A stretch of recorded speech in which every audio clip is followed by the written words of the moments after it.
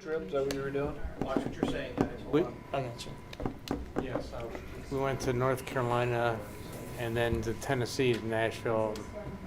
Okay. I had to take the family on vacation after I went on my road trip by myself. Okay. You know how they are. We're good to go. Okay. Sir, are we ready?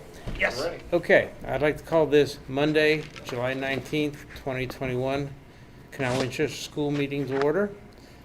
If you would, Mr. Roberts. Mr. Butler? Here. Mr. Kruger? Present. Mr. Metzler? Here. Mrs. Talley? Here. Mr. Unati? Here. Attendance is 5-0. If you please stand for the Pledge of Allegiance. I pledge allegiance to the flag of the United States of America and to the republic for which it stands, one nation, under God, indivisible, with liberty and justice for all.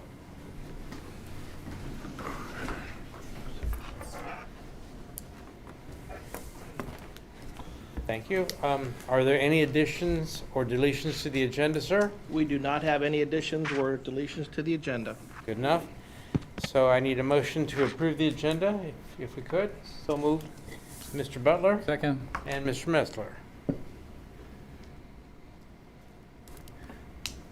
Mr. Roberts, if you would. Mr. Butler? Yes. Mr. Metzler? Yes. Mr. Kruger? Yes. Mrs. Talley? Yes. Mr. Unati? Yes. Motion passes 5-0. Is there any call for public voice? No. No public voice. Thanks, Bill. Okay. Then moving on to the executive reports. Is there anything of note that we should discuss? Let's look at the insurance financial report. Just want to point out, we discussed at our meeting on Wednesday with Mr. Butler. Go to the year over year.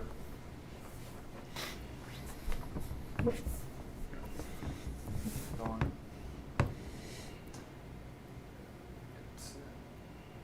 Keep going. Right there.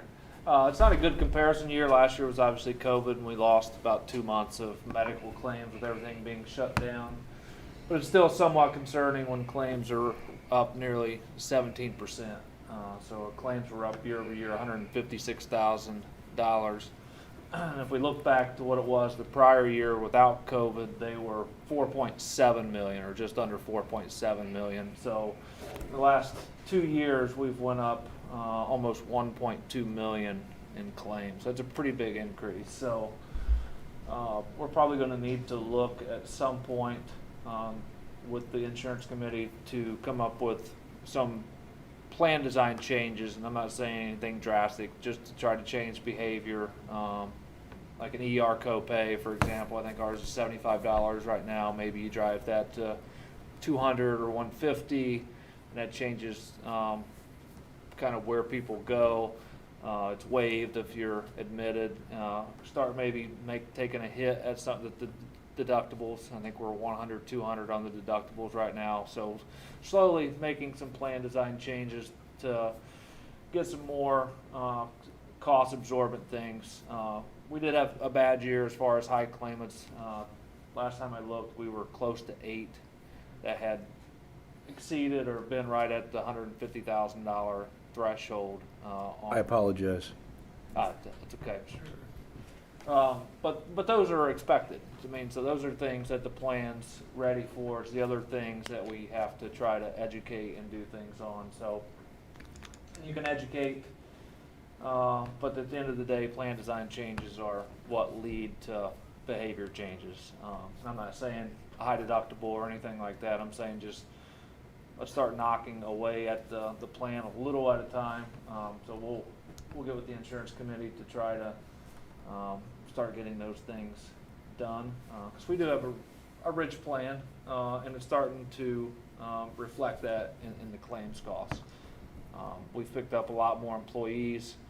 I mean, when I first got here over 5 years ago, I think we were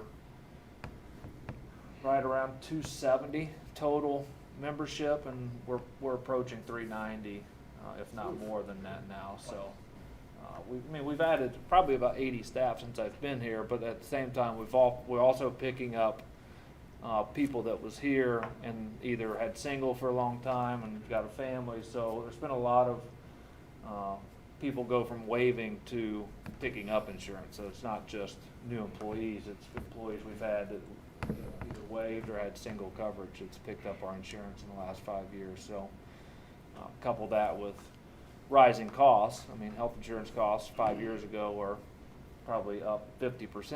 I mean, so if you had a procedure done, so it's with everything. I mean, it goes up, so you have to try to keep up with the costs. At the end of the day, I mean, we still only lost $109,000, which is the positive in this. But we need to start looking at it and addressing it before it kind of offsets the market. We're not catching up with the claims market at this point. Now, when you decide to go talk to the insurance committee, is this something we're looking at? Well, we decide to make a change. Will it happen kind of at the end of this year, like January 1? Are we looking at maybe that timeline? Or? Yeah, we'd like to try to get something. We're a 1-1 plan year, so we've got the next 4 months to try to maybe get something accomplished. Okay.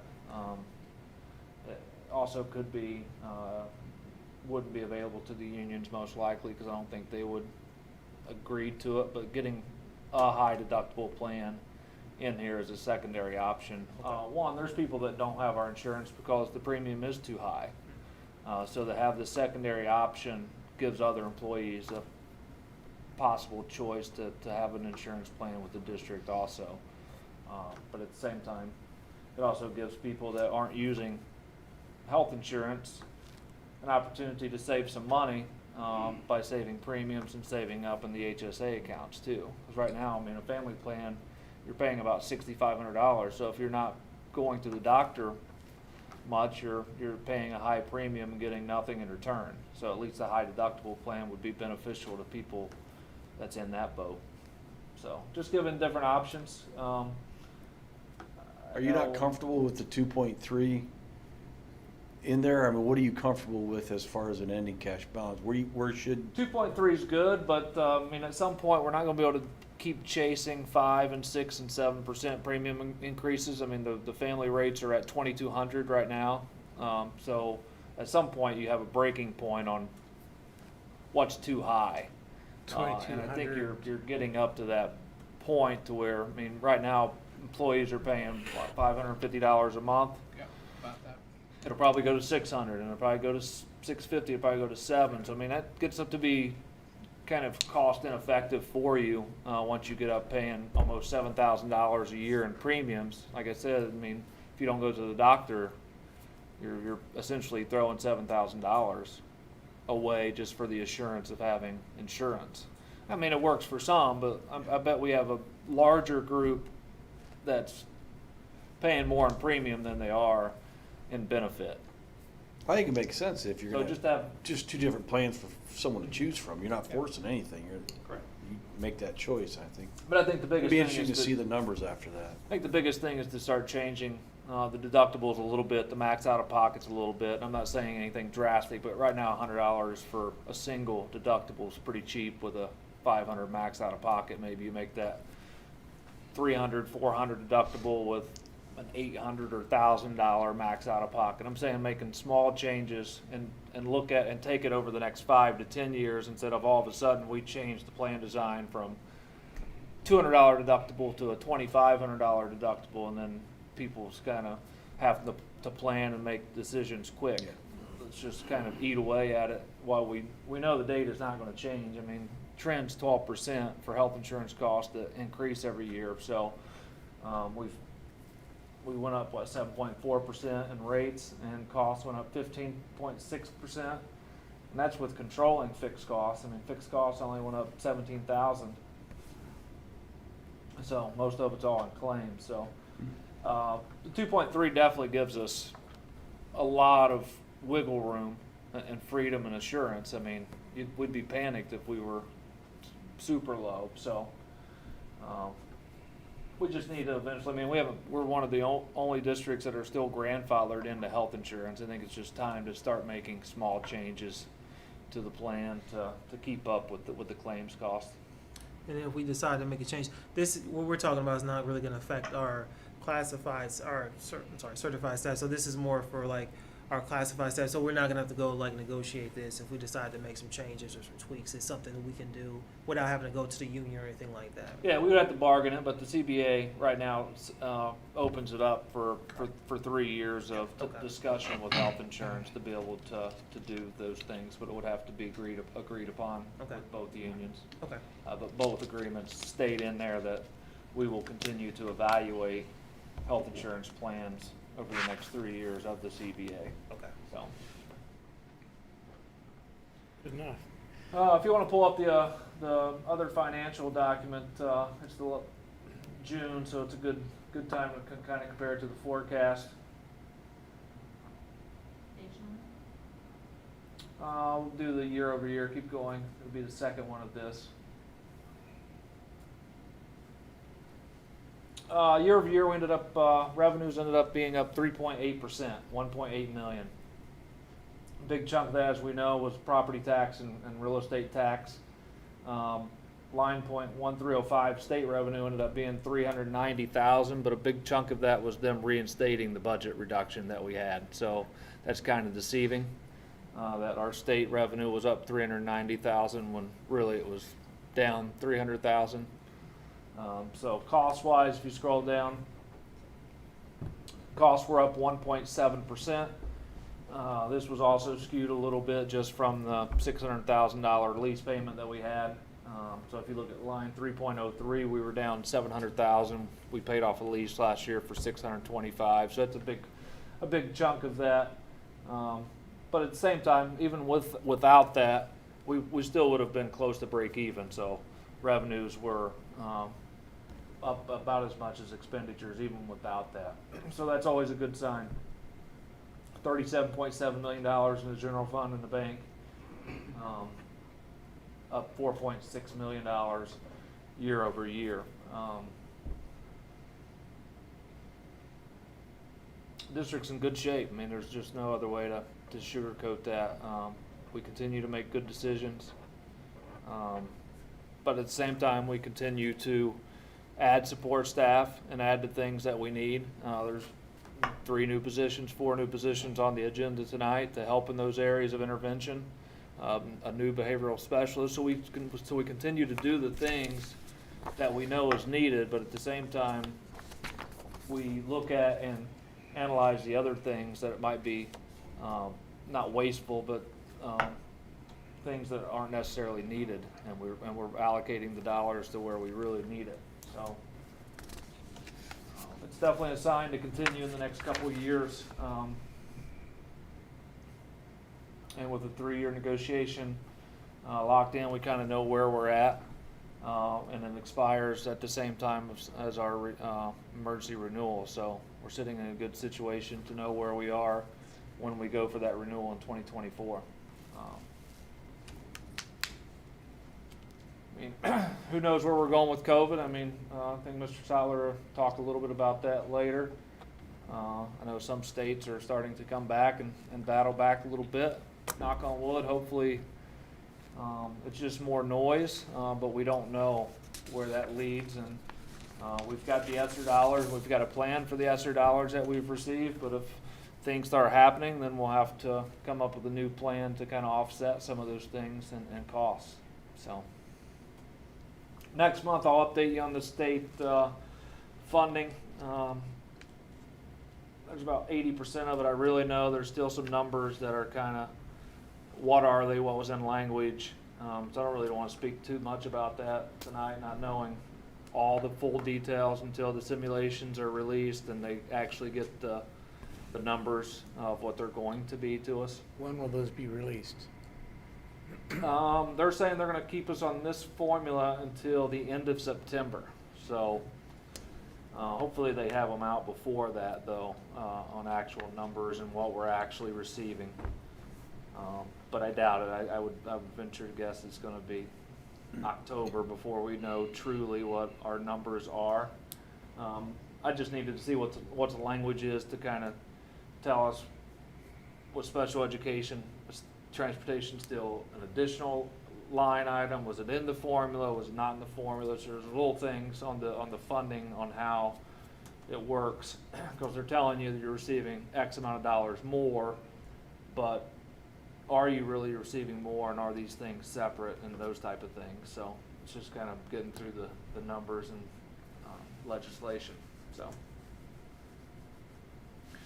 it definitely worked better in our favor. I mean, we were set to get $0 increase, and we are going to get probably at least minimum of $400,000 increase. So it definitely worked out better for the district than what we were looking at 6 months ago. So, any questions on the insurance or financial report? Okay, well, that being said, the superintendent's report, Mr. Sattler. Well, thank you very much, Mr. Yanati. Good evening, everyone, and welcome to all our viewers. Well, it's hard to believe that the first day of school is 30 days from now, on August 18th. It just seems like every summer, it just goes by faster and faster. So, but we are starting earlier. We're back to normal from what we were the last couple of years because of the high school renovations. We've been starting late in August, so we're back up to the middle of August right now. So on August 18th, it'll be first day of school for students that are in grades 1, 2, and then grades 3 at Winchester Trail, grade 6 at the middle school, and grade 9 at the high school. That's orientation day for those students in grades 3, 6, and 9. Get them acclimated and used to the new school building that they're going into. And then on August 19th will be the first day of school for all kids, grades 1 through 12. So everyone will attend on the 19th, grades 1 through 12. On the 25th, August 25th, will be the first day of school for our kindergarten students. So we're going to slowly phase it in, starting on the 18th, and then we'll get everyone here on August 25th with our kindergartners. And then on September 6th is Labor Day, so we won't have school that day. It kind of gives you a quick recap of the first couple of weeks of school. I know the big question out there, what are the plans for next school year in regards to COVID? As of today, July 19th at 7:21 in the evening, this is what I'm telling you because I don't know what's going to happen. I think we have heard that the governor said he is not going to have a mask mandate out there. Okay, but now we have reports from CDC and the American Academy of Pediatrics coming out with some recommendations for us. As of right now, masks are not going to be required for our students. It'll be optional, be allowable, and for our staff members. And so as we start the school year, we want to get back as normal as possible. And so masks will not be required, but they will be optional for our students and our staff members to wear. And we want to make sure that, students that are wearing a mask, that we're respectful for everyone's beliefs and what they feel that they're comfortable with. And so to me, it's important that we give people the option to do this instead of forcing them to do it. Now, if the governor comes out with a mandate, if there's an order, that changes the ballgame. And so we're going to have to follow something like that.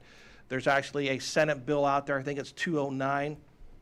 I think Senator Bruner has it out there that's saying that that the state cannot mandate anyone to wear a mask if you're in a school setting or a college, university. Don't know where that's going in the Senate right now. It just came out last week. So there are a lot of different things going on. But as of today, July 19th at 7:22 now in the evening, masks will not be required for this upcoming school year. We'll have that in our newsletter, summer back-to-school newsletter that's coming out with an asterisk. Things may change. Now, we're still going to continue with hand washing, sanitizing, cleaning protocols as best as we possibly can. And to me, that's just good hygiene as we go into the school year and of course, the winter months. Social distancing, with all the kids back, it's almost impossible to maintain 3 to 6 feet. However, we're going to try our best at times when we can to spread kids out. We're still waiting on guidance from either the governor or our public health in regards to transportation. I know the CDC recommended or required that if you're in public transportation that you have to wear a mask. However, not sure how that affects us here at the local level with the busing, so waiting for more information on that. Hopefully, either the governor or our public health officials will come out with something either next week or the following week with more information. So as of right now, masks are not required for the upcoming school year, either on the bus or in the classroom. It's optional. That could change at any time. So it's a day-to-day, week-to-week type thing. So just be patient with us. That's all I ask. Any questions on that? Are they still going to be offering the Or will they offer the option to get vaccinations here at the school level, or is that going to be? Yeah, there are vaccination sites now everywhere. I mean, truly, if you want to get vaccinated, they're popping up everywhere. We had 2 of them here at the high school. I think we had 100+ kids the first time. And then and I think the last time we had like 15, I shouldn't say students, 15 people, because it could have been anyone coming in to get it done. So we have about 80% of our staff fully vaccinated, which is a good sign. And so, but with the Delta variant out there and what's going on, it's just hard to sit there and say, yep, absolutely, this is what we're going to do, and we're not going to change. We're going to start off this way. If we get a mandate or a guideline or a requirement, that says we have to do it, then we're going to have to follow it. But up until then, this is what we're going to do. So, questions? Yeah, are we still doing the spray? We're going to continue that, but not at the same timeline that we had it. Yeah, not as Not as often? often, correct. Okay. So we're still going to do it. I mean, granted, I think it was 90 days they said that you can do that, and we went every 30 days. Okay. And so we just went above and beyond, but we're still going to do it, but not on that same timeline. So- Is that product lasting as long as yeah. what we had thought? I mean, we're still kind of in, Longer, it is? yes, Okay. longer. We have a lot. We have a Okay. lot of hand sanitizer too, so. So, which is good, because, Yes. I mean, we should have that every year. I mean, take out COVID. Yeah. Really, we should be doing that anyway, just to help protect our kids, especially during the flu season coming up. Yeah, I do have a question, Mr. Sadler. Yes.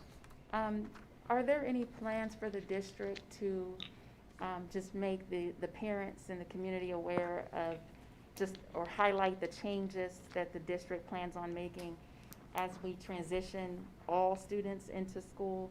For example, like what provisions do you have that you may plan to put in place for when the students are eating in the cafeteria? Because prior to the new school year, the district accommodated a hybrid setting for the students versus bringing all the kids in. So there are going to have to be some changes to accommodate for all students to resume in-person learning safely. So I'm just kind of wondering, will there be like an overview or highlights that parents can find as far as what changes, interventions, additional interventions or precautions? I know you mentioned it in your report, Yeah. what you're going to continue on doing, but will there be anything additional to what you're saying as far as being able to accommodate all the students for in-person? It's going to be very challenging for lunches to do anything different than what we normally do because now everyone's back. Right. During the hybrid, we only had a quarter of the kids that were in the Exactly. building. So now we are going to go back to a more typical type of lunch. Now, the elementaries might continue doing things in the classroom, but now you're adding in a whole, and now comes a supervision too, to see what's in there. So it's going to be challenging come lunchtime. I think the one thing that's going to be important, and we didn't talk about this, but quarantine. I don't know what the quarantine regulations are going to be for the school year. And so if you are in close contact with someone, if you have a mask on, if you don't have a mask on, what does that mean for our students? That's information we're still waiting on from the public health officials to do that. And so lunchtime, we're probably going to have to still do seating charts to make sure we know where kids are sitting, seating, who's around them. So in case someone does come down with COVID, we're going to know where they are throughout the building and throughout the lunch times, which are the most challenging times. Outside, probably, again, when we're outside at recess, we used to, kids had to wear a mask out there, but since we don't have the mask at this time, they're not going to be, they don't have to wear it. But at the same time, we're going to try to keep kids spread out so they're not always on top of each other. It's hard in the classroom when you have a 900 square foot classroom and you got 20-some kids in there. It's hard to keep them spread out, but we're going to do our best to spread them out, whether it's during lunchtime, recess time, hallway time. So it's just hard to do anything different when everyone's back in the building again. Certainly, that's to be expected. Yeah. Is it still, I know you were meeting with the Franklin County Board of Health, and then is that the main kind of people you're going to be dealing with before we start the school year and continue to meet with over a school year? Or is there any other, I don't think, obviously you're not meeting with the CDC, but I know the Franklin County Board of Health was the main one that we were dealing with last year. So is that still Correct. the main kind of point where we're getting a lot of our information and recommendations That is from? correct. Okay. So we'll get it from the Franklin County Department of Health, who is working with the Ohio Department of Health, who works with the City of Columbus Department of Health, and actually now, well, the last several months, they work with the local public health departments from the counties that surround us too. So everyone's kind of working together. Hopefully, we'll all be on the same page, which will make it better for all of us moving forward. But to get back to a normal school year, you know, in regards to trying to put in some of the transitions we had last year is going to be very challenging when you got, you know, 1,000 kids at the elementary buildings and 1,200 at the high school. So it's going to be interesting. You know, hopefully everything will be okay. You know, we're going to have some cases, we know that, but nothing widespread. That's the hope of it. We saw a lot of school districts that were in probably about 50% of schools went all in last year and saw very little spread within the school district, within their school. So with this new variant out there, there's always going to be a different variant to the COVID now. So it's something we're just going to have to try to work around and do our best. Kids need to be in school, plain and simple, 5 days a week, every day. And so whatever we can do to make sure we maintain that, we're going to have to do. Certainly. I just want or hope that it is your desire to be as transparent as possible. Absolutely. Yeah, we're going to put stuff in the newsletter going out about the mask being optional. I know buildings will probably have information going out to their parents in regards to processes, procedures. I know the elementaries are probably going to keep dismissal and arrival and dismissal policies or procedures in place because it just worked out good for them last year too. So there are some things we're going to continue to doing. It's just hard when you have so many kids in the building to really social distance and do things differently. You're kind of landlocked in where you can go and how you can move kids throughout the district or the building. Any other questions? And last but not least, we are going to have a high school open house. So we're going to have that on Monday, August 9th. It'll be from 6 to 8 p.m. No appointments are needed. You could just walk in. We'll have staff members and students there just to give a quick tour of all the renovations and the new areas that we added on last year. We didn't do anything when we opened up last year because of COVID.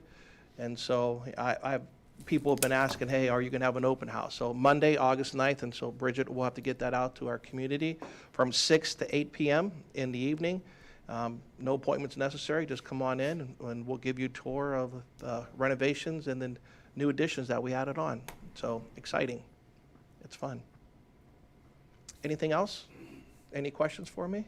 That's all I have.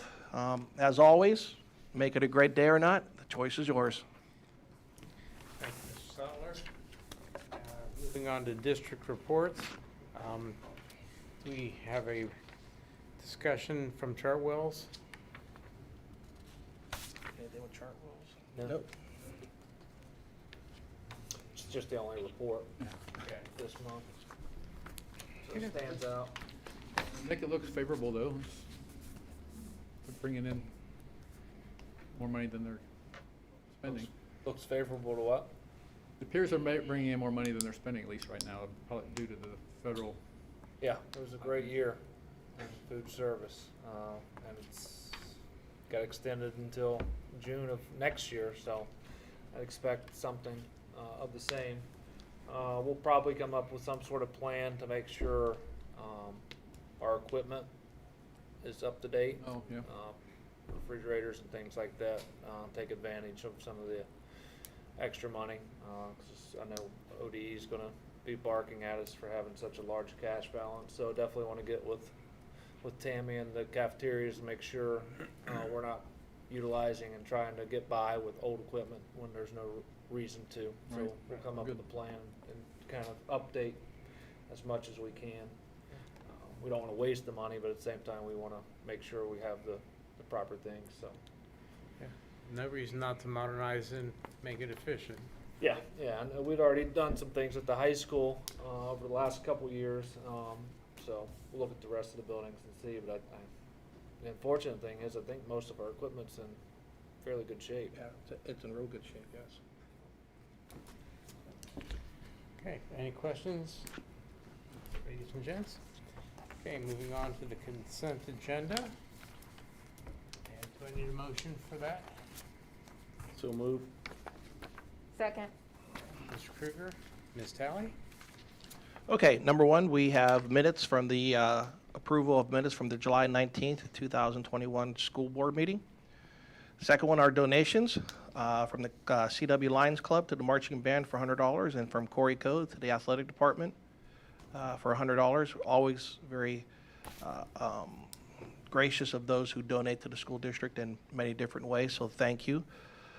Certified personnel, we have some resignations on the list there.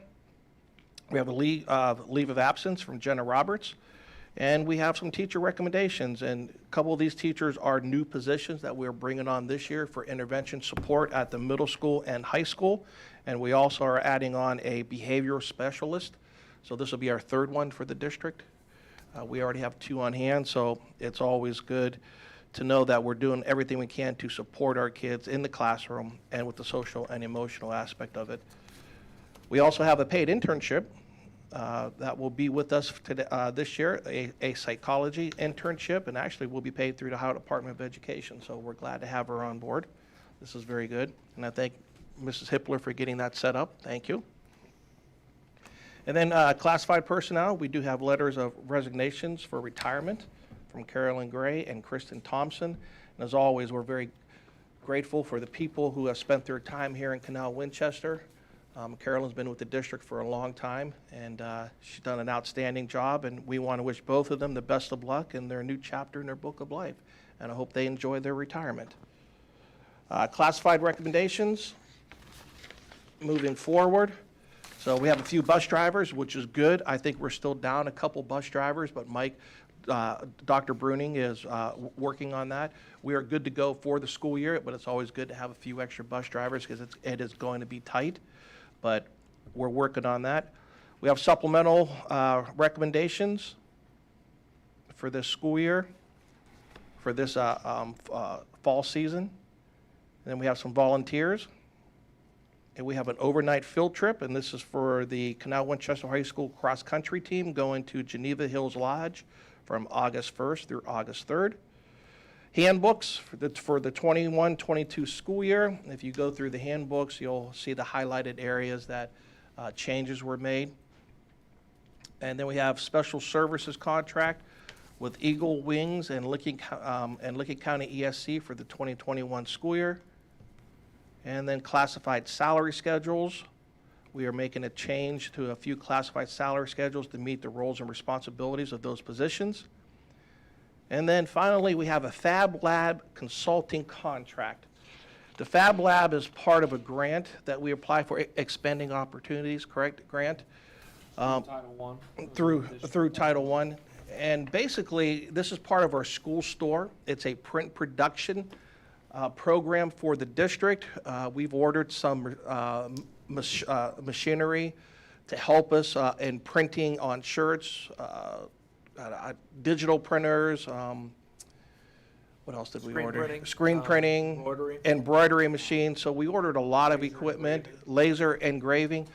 What we really want to do is have this to be a self-sustained, school-based, student-centered print production shop where we can print out stuff for the district, for our athletic teams, for the buildings, even through CWJRD. It could be shirts, it could be logos. If you recall, during the summertime, we had our graduation banners in downtown Canal up. We actually did that through our print production shop. So in order to do this, we have to have someone who's trained to work the machine, know how to troubleshoot, but then also train our students and our staff. Because really, we want to make this a program where the kids are going to be in charge of it to a certain degree. Frank Byers has been in the production business for 26 plus years. He's done a great job for us already. He has helped us out through many different things. And so we're going to bring him on as a consultant for this school year. It is paid for through the grant, so no general fund money, so through the Expanding Opportunity Grant. And really the whole part of it is to have our students, we want them to earn work hours through work-based learning. We want them to learn the employability skills for the Ohio Means Job Graduation Seal, and also work towards industrial credentials. So this could lead to a career somewhere in that field. whether it's on the financial side through the school store or the print production side itself. So we're very excited to have this on. We're one of the few school districts that have something like this. Hopefully this will continue to grow, where it will be, as I said before, a very self-sustaining program that we're doing most of the work from in-house. You may have said this before, but is there any plan to let it grow to the point where the public can also use this? That will be the goal 3 to 5 years from now, maybe sooner, is to have this. We're working on space because we need a lot of space. So we do have an area, but someone's still in there right now. So if that comes open, we really can turn this into, and really would be a summer job for kids too, because we would pay them. It'd be a paid internship to do something like this moving forward. So. And Mike, the CWJRD is using this facility for their volleyball shirts, their coaching shirts, and moving on down the line for the uniforms and such as they get more intricate and more elaborate with their equipment, that we could use them for most of all of our uniforms for the CWJRD, which will save money for the JRD, but also, support this program. So That's a good thing, working hand in hand for everybody. I mean, it's exciting. I mean, this is commercial and industrial equipment that was Yeah. ordered. I mean, so you're talking from marketing to accounting to technology to art. I mean, this Fab Lab, graphics, technology, it really touches, 5 or 6 different subject areas. It really is exciting. And you're talking almost $350,000 worth of equipment. And From the employability motor skills. machine. It's really an opportunity for the school district to create something that other people want to model from. And so we have the school store side, the finance side of it, up and running, and it's been running, and we have the teacher there. So this whole print production side, we need that expert to help out. And so, but as Nick said, this covers a lot of different academics in the school. Is it all based in the high school right now? Is housed there? Correct. Because I know we're gonna eventually, as we continue to grow, we're gonna need more space. But right now, we have the space we need at the high school to be able to continue. Oh, yes. We have plenty of space. It's just finding a large room. Okay. So, but yeah, for that. Laser And printer? laser printer. Can it do more than just like clothes and signs? Yes, like you it can, do, like, if you have a glass. etching for a Yeah, glass or- etching, stuff like trophies, etching, stuff like that. Did you say there's a 3D printer too, or no? Do we No get it? 3D printer, no, they didn't think that was beneficial until, We have a 3D printer, but not through this. Yeah. basically anything you'd see with like an Ohio State logo on it with like if it's a copper cup or a piece of wood, we've got an engraver to be able to do that. You've got, because they were struggling to do shirts because every shirt they had to cut the vinyl out of it. So we got the screen so they can do the screen printing. So once they create the design and the screen, they could mass produce and be able to do it a lot quicker. Before it was taking them a long time to do even 10 shirts. So this is truly exciting. And not a lot of high schools, if any, have it here in Ohio, this type of print production workshop that we're going to try to have in place. I know I mentioned this, but we always talk about promoting kind of the great things that we got going on here, and I think that this is one of those programs. From the way you guys described it, it just seems like one of those things that as we tell our story, this is something that, we need to let the community and people see what we're doing, because this sounds like really unique for Central Ohio, and to be honest with you, it's a good opportunity. So, letting people see all those awesome things, especially as they see the new buildings going up, I think this is one of those things that just adds on to all the great things that we're doing here. So, Absolutely. And it falls in line with our 3 E's. Yep, absolutely. And for our high school, that's the end goal. Graduation, but working towards one of the 3 E's. Absolutely. Employment, enlistment, and enrollment. That is all for the consent agenda. Okay, well then I need a motion to approve the consent agenda, please. I've got a question before we I'm sorry. approve.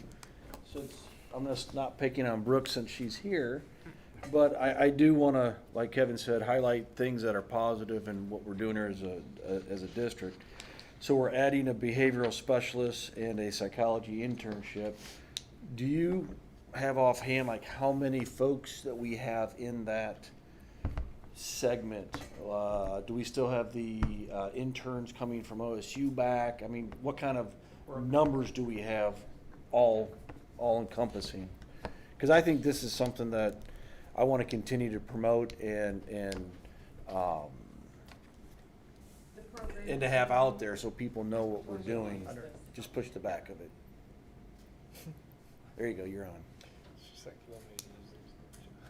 The program in general, is this working? Yeah. Okay.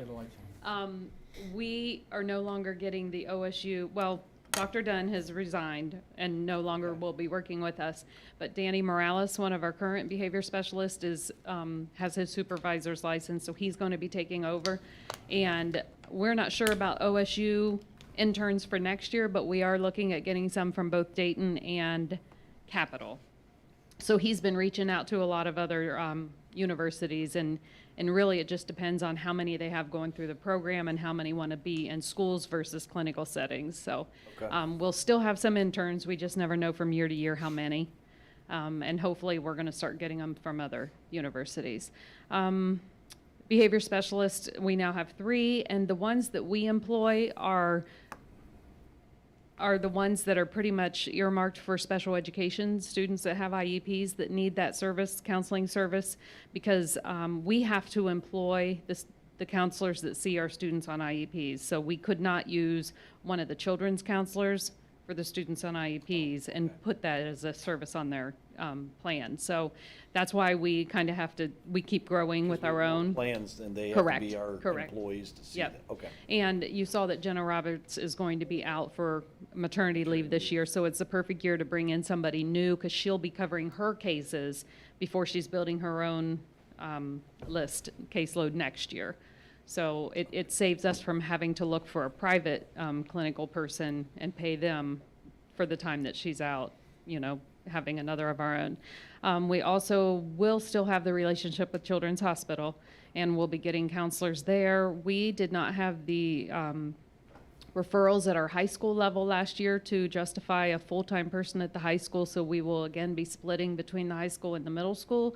But as referrals come in, if we have more needs this year, now that students are coming back, then they're going to reevaluate that, and we may get a full-time person at the high school. But we also still have at both of our elementaries a clinician there. So between the Children's Hospital, our own private behavior specialist, and the interns that we're getting, we're still doing pretty well with that program. Okay. Brooke, if I might, do we have any idea of how many students were served last year in this program? We do, but I don't want to just guess to tell you, so I can gather that information for you. Just want to know the scope of Yeah. all this process. Yeah, and it varies, and last year was an off year, and so we, you know, a lot of our clinicians were able to continue doing teletherapy with their students, but we didn't have a lot of the referrals that we thought might last year, and I think just by nature of so many kids not being in school, you know, we had our kids that were at home and they didn't so much use the service, and the teachers weren't referring them as much. We weren't hearing from parents, but we anticipate this fall, as kids come back, that we may see a rise in those numbers, but I can definitely put together what it looked like. Good enough. Children's gives us a good summary every year on how many their clinicians have seen, and I know I've heard from our own behavior specialists last year what their numbers look like, so it would just be the interns, and I can get that as well. Very good, thank you. Yeah, thanks. I just, again, wanted to highlight that and figure out, because we're gaining them, Yeah. but where they're all going to be positioned, it's just up to caseloads, I'm guessing, so. Yep. Okay, There's some numbers and needs.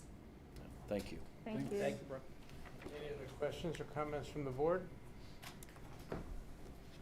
Okay, well then I will now need a nomination or approval for the consent agenda, please. Mr. Kruger? Yes. Mrs. Stanley?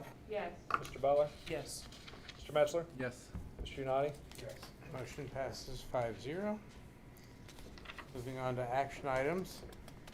I want to make sure I need a motion to approve the voucher joinder resolution. So moved. Second. Butler and Mr. Metzler. So this is a resolution to join a litigation lawsuit against the state of Ohio for state funding. I know that it's going to come out that schools are going to get a little bit more money from the state formula. I think there's over 110 districts. I know 100%, and there's a lot of the Central Ohio districts that are going to be a part of this. I've always said that if all 610 school districts don't come together and fight back, then public education is going to be hurt drastically in the next 5 to 10 years, if not sooner.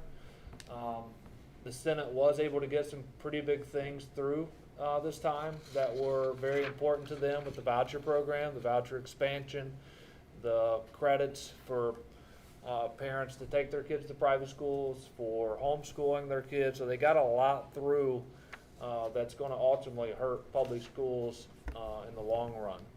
So this allows us to be a part of hopefully a lawsuit that has all 610 school districts to fight back on state funding and make it constitutional, because things that are being done right now aren't in line with the Constitution, and I don't want to say they're illegal on file, but some of them's pushing the boundaries on what the intention of public education or public tax dollars was intended to go.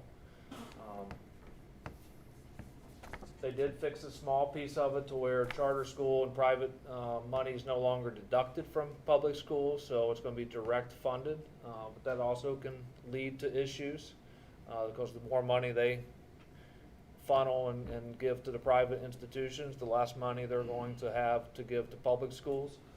So the time is now to fight back and be a part of something that's probably going to be talked about in history for a long time. It could be one of the cases that changes the way public education is funded in the state. I know the state of Ohio is doing some of the first things ever for about voucher programs. I mean, we're at the forefront of private education, and if you're a believer in public education and accountability of tax dollars, this is something you want to be a part of, and I recommend with every piece of my soul to be a part of this litigation to get back.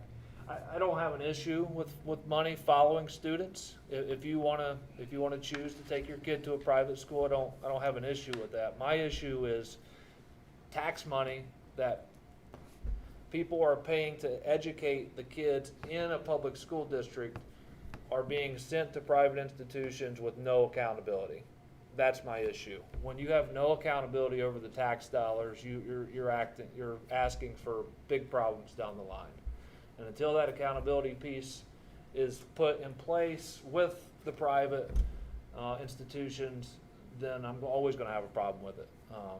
We're audited every year. We have to do tons and tons and tons of paperwork and accountability when it comes to student enrollment numbers and ADM and all of these things, and the private schools are just not held to the same standards. So if you're going to take public tax dollars and give it to them, then hold them at the same standards that we're being held to. What's that financial discrepancy between the public and the private funding part that The cost. cost I of mean, it? What's obviously there's less students going there, but on average they receive, over $7,500 per student, and a public school is probably receiving on average $4,500 to $5,000. The reasoning that they would tell you is that they're not receiving local tax money. But at the same time, people aren't levying the taxes and improving the tax balance to give money to private institutions either. So you could fight back that way also to say, well, are there changes that's been done over the last 100 years in public education. I think at one point we had, over 2,500 public schools, and we consolidated down to 610. And then all of a sudden now we're back up to over 350 charter schools. So we're getting back up, we're creeping back up, and what's the intent of that? They freed up the legislation to basically for charter schools to open up anywhere now. So I don't see an end in sight unless we start fighting back, and the only way to fight back is not us individually, but with the group of other school districts to keep public education in the forefront. I understand that charter schools and those things are needed, and they were started for the big cities and the things where education was struggling, to give kids an alternative. It was never the intent to have a charter school in an Upper Arlington or a Canal, Winchester, or a Granville, where school and education was already prospering. That was never the intent. So people that are wanting to make a dollar from education are opening charter schools and private schools, and helping legislation and House Representatives campaigns and those type of things. So it's an issue. It's an issue that that's not going to go away. So being a part of this, at least we can back the other public schools and be a part of it What's with the them. date on this? I mean, as far as starting, completion, I mean, we have any idea of any of that? No, I know they're looking to file in the fall. Who will hear this case? Ohio Supreme Court. I mean, We don't know yet. We don't know. Nothing's been filed yet. So we Nothing's been don't- filed. Yeah. I mean, Would my be a district. anticipation would it eventually probably get to the Supreme Court. Probably get, That's the call. start at a local common pleas court, maybe Franklin County, then it probably work its way up. Yep.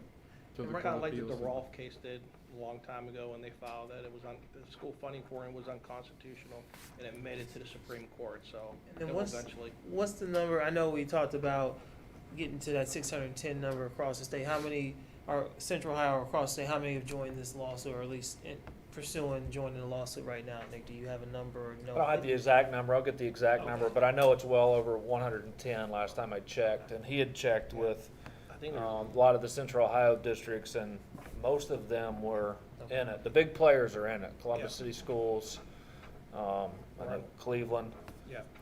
I think Cincinnati. Cincinnati. So I think all the big five, big six have joined.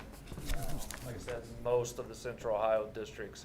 And you're not going to get every district because, I mean, like where I'm from in Southern Ohio, charter schools and those type of things are not all over the place like they are in your Cincinnati region, your Columbus region, your Cleveland region. The suburban areas just aren't going to have those same challenges, but at the same time, I hope they at least support and back and get with us, because you win in numbers. So the cost of this is pretty minimal, $2 per ADM, so we're looking at somewhere in the range of $7,600 for the year. Columbus, I think it was in the paper about a month ago, was looking at $100,000 for theirs, and they felt like it was money well spent. Because you've got those districts that are going to take a beating with it. And I don't know. Nobody knows the requirements and the laws of who's going to get it, how's it being done, is it going to hurt us? I mean, so nobody really knows the answers to those, but it can't help. I mean, when you start shifting money at the amounts that they're doing from here to there, it's going to have an impact. You start giving tax credits for parents to homeschool. I mean, bad intentions start to come into play to where, I'm going to take my $7,500 or whatever the tax credit might be just to homeschool your kid, and then 2 years from now we get children that are behind, and we're having to play catch up. So it's just I don't personally think it's great for the educational system, but Mr. Seiler can talk more to that. But I'm talking from a financial standpoint, it's going to eventually drastically hurt public schools, and to be a part of it is I think a great thing. And the educational accountability will certainly suffer. Oh, it's 100%. I mean, you Absolutely. can't prove that, but it definitely will. So it's a big thing. So I'm excited about it.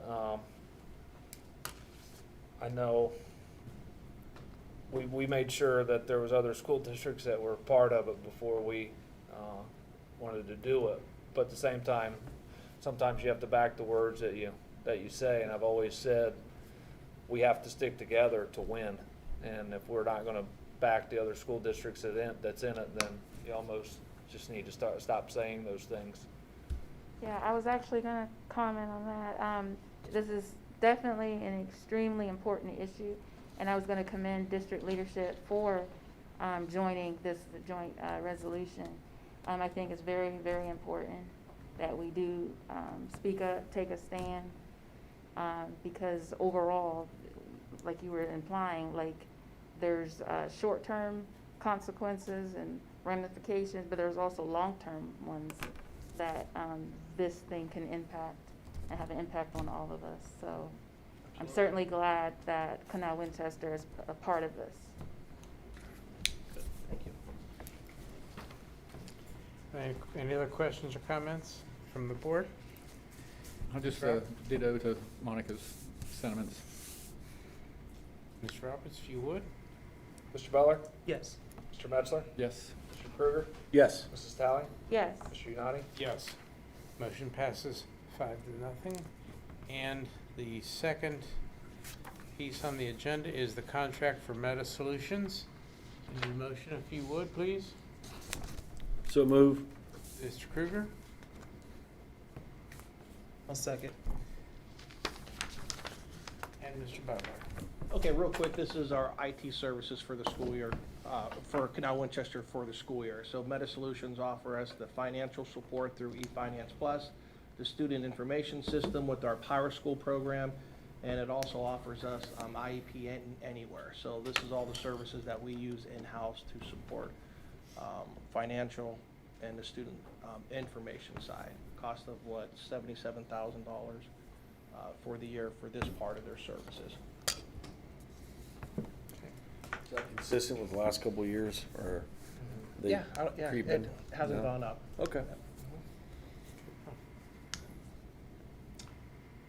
Now, it's per student, so when your head count goes up, Understand. then it goes up. But Okay. the price has been very consistent, cost. Okay. Yep.